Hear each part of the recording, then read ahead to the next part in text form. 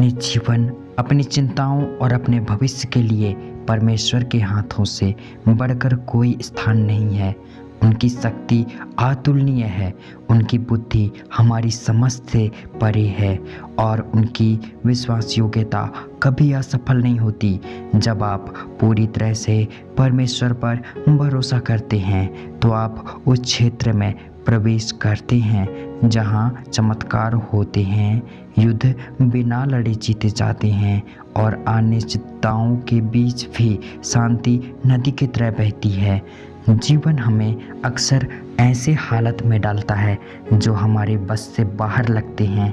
हम परिणामों को नियंत्रित करने, हर कदम की योजना बनाने और उन चीज़ों को कसकर पकड़े रखने की कोशिश करते हैं जिन पर हमें लगता है कि हमारा नियंत्रण है। लेकिन सच्चाई यह है कि जितना अधिक हम नियंत्रित करने की कोशिश करते हैं उतना ही अधिक हमें एहसास होता है कि नियंत्रण केवल एक भ्रम है।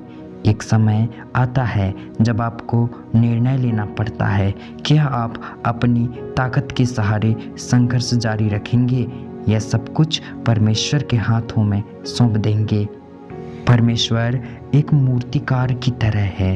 एक मूर्तिकार कभी भी केवल एक छेनी से उत्कृष्ट कृति नहीं बनाता। सबसे पहले वह पत्थर की संभावनाओं को देखता है, उसे आकार देने से पहले ही उसकी सुंदरता को पहचान लेता है। भले ही पत्थर असमान और अपरिष्कृत दिखे, लेकिन जब वह एक कुशल हाथों में होता है तो उसमें से अद्भुत कृति उभर कर आती है। नीति वचन 16:3 में लिखा है, अपने कार्यों को यहोवा के हाथ में सौंप दो, तब तुम्हारी योजनाएं सफल होंगी। जब आप परमेश्वर को अपने जीवन का पूरा नियंत्रण सौंपते हैं तो वह आपके विचारों, आपके निर्णयों और आपके मार्ग को अपनी सिद्ध इच्छा के अनुसार संरेखित करता है। समर्पण कमजोरी नहीं है, यह हार मानना नहीं है, यह एक ऐसे सामर्थ्य पर भरोसा करने का निर्णय है जो हमारी अपनी शक्ति से कहीं अधिक है। मत्ती 11:28 कहता है, हे सब परिश्रम करने वालों और बोझ से दबे लोगों, मेरे पास आओ, मैं तुम्हें विश्राम दूंगा। जब हम परमेश्वर को समर्पित करते हैं तो वह हमारे बोझ को अपनी शक्ति से बदल देता है। विश्राम केवल उसी के हाथों में पाया जाता है जो संपूर्ण ब्रह्मांड को संभाले हुए है। लेकिन समर्पण स्वाभाविक रूप से नहीं आता। बचपन से ही मनुष्य नियंत्रण की इच्छा रखता है। एक बच्चा अपनी इच्छाओं को तुरंत पूरा करने की मांग करता है, बिना माता पिता की बुद्धि पर भरोसा किए।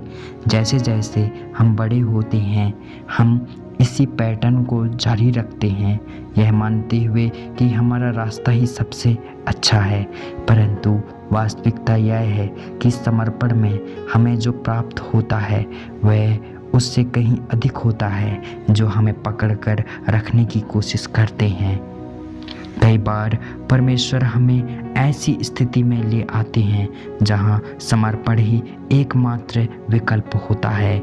हम मार्गदर्शन के लिए प्रार्थना करते हैं, फिर भी जब परमेश्वर हमें नई दिशा में ले आते हैं तो हम संकोच करते हैं। हम शांति के लिए प्रार्थना करते हैं, फिर भी चिंता को पकड़े रहते हैं। हम उन्नति की कामना करते हैं, फिर भी उसी प्रक्रिया का विरोध करते हैं जो हमें उस स्थान तक पहुंचाने के लिए आवश्यक है। यशायाह 41:10 में लिखा है, मत डर क्योंकि मैं तेरे साथ हूँ, मैं तुझे बल दूंगा, मैं तेरी सहायता करूँगा और मैं अपनी धर्मी दाहिने हाथ से तुझे संभालूंगा। परमेश्वर कभी हमें खाली हाथ नहीं छोड़ते। जब हम उन्हें समर्पण करते हैं तो वे हमारे भय को सामर्थ्य में, अनिश्चितता को मार्गदर्शन में और बोझ को विश्राम में बदल देते हैं। विश्वास में प्रतीक्षा करना। परमेश्वर की योजना तुरंत पूरा नहीं होती, वह हर कदम हमें मार्ग दिखाते हैं, अक्सर बिना पूरी तस्वीर दिखाए। दूसरा कुरिन्थियों 5:7 कहता है, क्योंकि हम विश्वास से चलते हैं, ना कि आँखों से देखकर।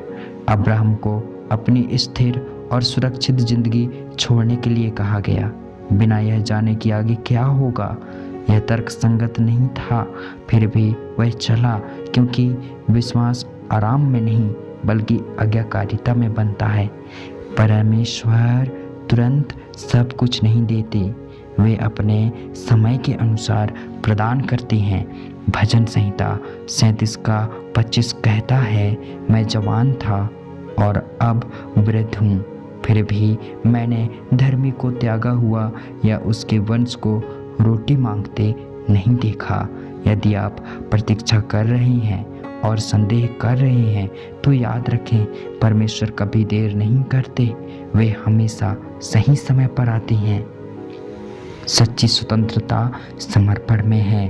कई लोग बंधन में इसलिए रहते हैं क्योंकि वे छोड़ने से डरते हैं। चिंता, भय और अपेक्षाओं का बोझ उन्हें जकड़े रखता है।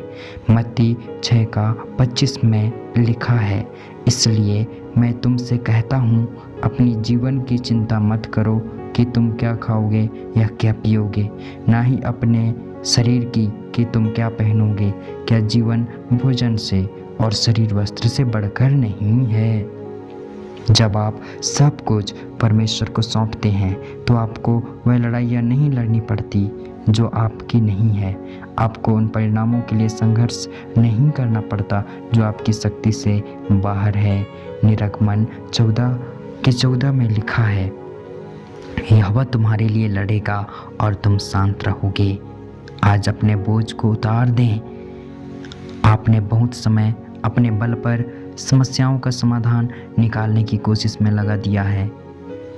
अब समय है कि आप इसे परमेश्वर के हाथों में सौंप दें। गलातियों 5:1 में लिखा है, अतः उस स्वतंत्रता में स्थिर रहो जिससे मसीह ने हमें स्वतंत्र किया है, और फिर से दासों के जुए में मत फंसो। परमेश्वर ने आपको स्वतंत्र रहने के लिए बुलाया है। तनाव से मुक्त, भय से मुक्त, अनिश्चितता के बोझ से मुक्त। आज ही छोड़ दें जो बहुत भारी है, जो आपका नहीं है उसे ढोना बंद करें और उस स्वतंत्रता में प्रवेश करें जो तब मिलती है जब आप सब कुछ परमेश्वर के हाथों में छोड़ देते हैं। आइए अब हम प्रार्थना करें। हे स्वर्गीय पिता, मैं अपने जीवन के हर हिस्से को आपके हाथों में सौंपता हूँ। मैं हर चिंता, हर भय और हर बोझ को छोड़ देता हूँ। मुझे विश्वास है कि आप मेरे लिए सबसे अच्छा जानते हैं। मेरे हृदय में अपनी शांति और सामर्थ्य भर दें, यीशु के सामर्थी नाम में, आमीन। यदि यह संदेश आपके हृदय को छूता है तो इसे दूसरों के साथ साझा करें। परमेश्वर की आशीषें आप पर बनी रहे, आमीन।